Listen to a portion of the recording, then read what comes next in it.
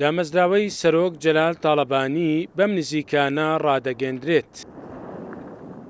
دامەزراوەکە دەبێتە سەکوێکی فراوان بۆ پاراستن و کۆکردنەوەی ئەرشیفی سەرۆک مامجەلال وەک ئەرشیفێکی نەتەوەیی و نیشتیمانی لەپاڵ پەرەپێدانی بواری ڕووناکبیری و توێژینەوەی ئەکادیمی لەسەر فکر و ژیان و سیاسەتی سەرۆک مامجەلال، هەروەها گەشەپێدانی بوارەکانی مافی مرۆڤ، ئازادیەکان و یەکسانی جێندەری لە کۆمەڵگەی کوردستان و عێراقدا. چەندین ڕۆژنامەنووسی باش هەیە لە کوردستان.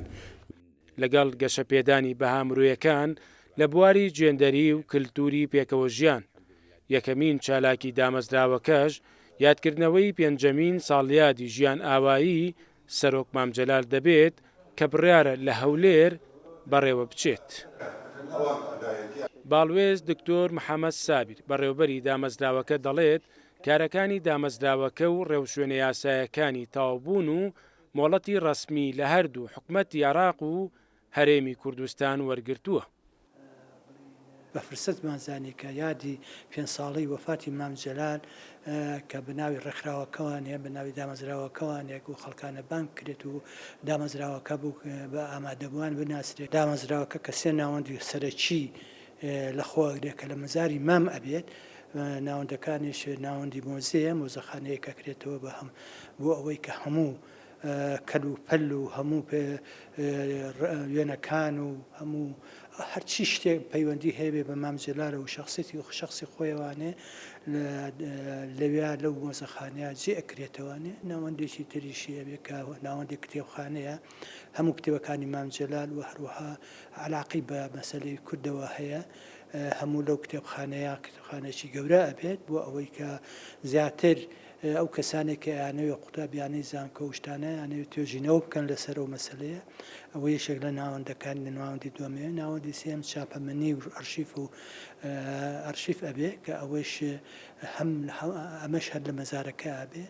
بە گوێرەی پەیڕەوی ناوخۆی دامەزراوەی سەرۆک جەلال تاڵەبانی، دامەزراوەیەکی ناحوکمی سربەخۆی قازانجنەویست و بێلایەنە، دامەزراوەیەکی کللتوری و مرۆڤایەتی و نیشتیمانیە. لەپاڵ گرنگیدان بە پرسە نیشتیمانی و نەتەوایەتیەکان کار دەکات بۆ ناساندن و پاراستن و ئەرشیفکردنی ژیان و خەباتی سەرۆک مامجەلال. چیش بکرێ هەر کەمە دیارە ناتوانن ئەوی کە مامجەلال وەکو خۆی ئەوەکەی بدن، بەڵام هەدەفە ئاساسیەکەی ئەوەیە یەکەم شت تەرکیز لەسەر ئەرشیفی مامجەلال ئەرشیفی زۆرە، چ بگەرە لە شتەکانی کە خۆی نووسیەتی وەکو کتێب و وەکو حتا لە ڕۆژنامە و مقابلات و ڤیددیۆ و ئەوانە ئەبێ زۆر احتیمامێکی پێ بدرێت. دامەزراوەکە لەپاڵ ئەرکەکانی دیکەیدا ئامانجێتی گەشە بە چۆنێتی نووسینی توێژینەوەی ئەکادیمی بدات لەسەر ڕێباز و ئەندێشەی سەرۆک جەلال تاڵەبانی و بڵاوکراوەکانی و کاریش دەکات بۆ دابینکردنی خوێندنی ساڵانە لە ناوە و دەرەوەی وڵات.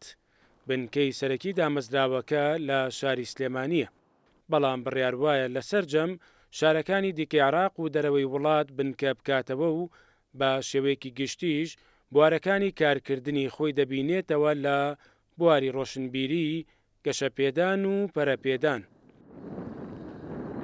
دامەزراوەی سەرۆک جەلال تاڵەبانی بە ڕێگە و شێوازێکی تر هەوڵێکی نوێیە بۆ درێژەدان بەو خەبات و خزمەتە بەرچاوی کە سەرۆک مامجەلال لە ماوەی تەمەنی پڕەزبوونی کاری سیاسی و دیبلۆماسیدا بە بێوچان پێشکەش بە گەل و نیشتیمانەکەی کردووە.